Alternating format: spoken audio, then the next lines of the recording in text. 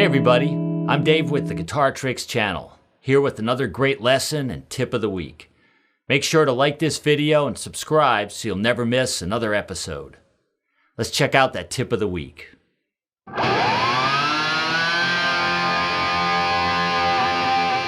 This week's tip is using lift-offs when making chord transitions. So for instance, what I'm talking about, guys, is a way that'll help you switch chords a little bit easier, and we're going to use the last up strum of your strum pattern to do that. So let's take a few chords here. For instance, let's take C, F, G, and C. And then I'm just going to strum it with a down, down, down, up, like that kind of strum. So 1, 2, 3, 4, and the last up strum is going to be on the open string. So what that's going to do is allow me an extra half second of time to switch to the next chord without breaking the beat. It's like this.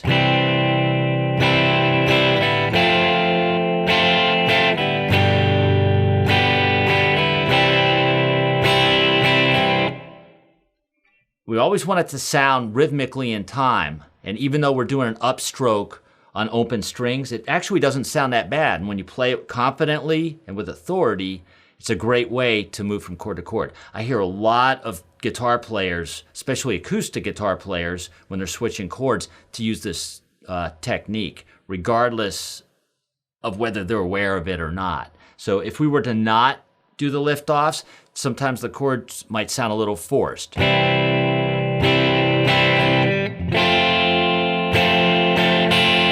Because I'm not giving myself enough time to switch to the next chord. By doing the lift-off, you get rid of those little gaps between the chords and you just keep the tempo or the right hand moving. Lift-off, lift-off, lift-off. So try to incorporate the lift-off whenever you're switching chords, and that will help your switching and the chord transitions help to make them sound a lot more smooth and even. Now let's check out the lesson of the week. This week's lesson, we're going to talk about using a blues turnaround to start and end a blues song. Typically, we hear a turnaround in the middle of a blues tune that wraps around and takes you back to the beginning of the 12-bar progression. But believe it or not, you can also use a turnaround to start your song and to end it. Let's check it out. So usually the turnaround, a typical one we hear would be this.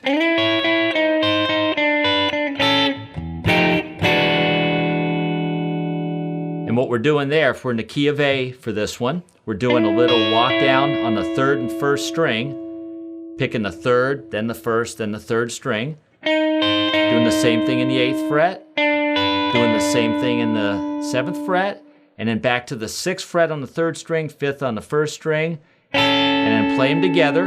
Carefully mute the 2nd string so it doesn't ring, and then we play an F9 to an E9 chord. And that sets you up, that actually ends on what they call the 5 chord in the key of A.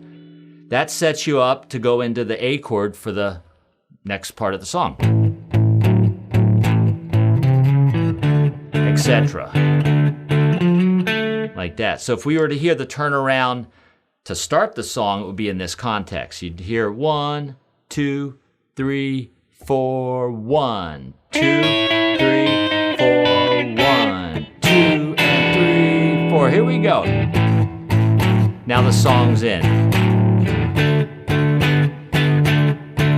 And it sounds kind of cool, and it's a very musical way of starting off your song rather than just counting in 1, 2, 3, 4, and then start with the rhythm. That doesn't sound bad, but putting that little turnaround at the front, it just kind of spices up and makes it sound a little more musical.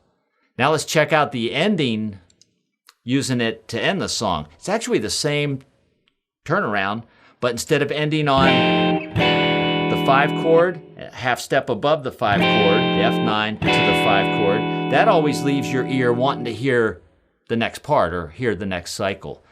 But if we're going to end it, we're actually going to do the turnaround lick and then go to the 1 chord or the A7, but start at a half step above. So it's a B flat 7, and then we tuck it back to the A7. So let's check out what it sounds like for the end of the song. 2, 3, 4, 1, 2, 3, 4, 1, 2, and right on. So when you hear that at the end, that tells me, tells you, tells everybody else that we're done, the song's over. Okay, so there you go, a great turnaround, great blues turnaround, using basically a half step above the 1 chord to end it, or a half step above the 5 chord to cycle you around back to the top of the progression and repeat it. And this actually works with pretty much any blues turnaround. You could plug in any other blues turnaround and get the same result. Just for kicks, I might go like this. Hear that turnaround? That sounds like we're gonna play that was the intro. Now we're into playing the song. If I do the same lick, and then on the B flat to the A7, it sounds like we're done with the song.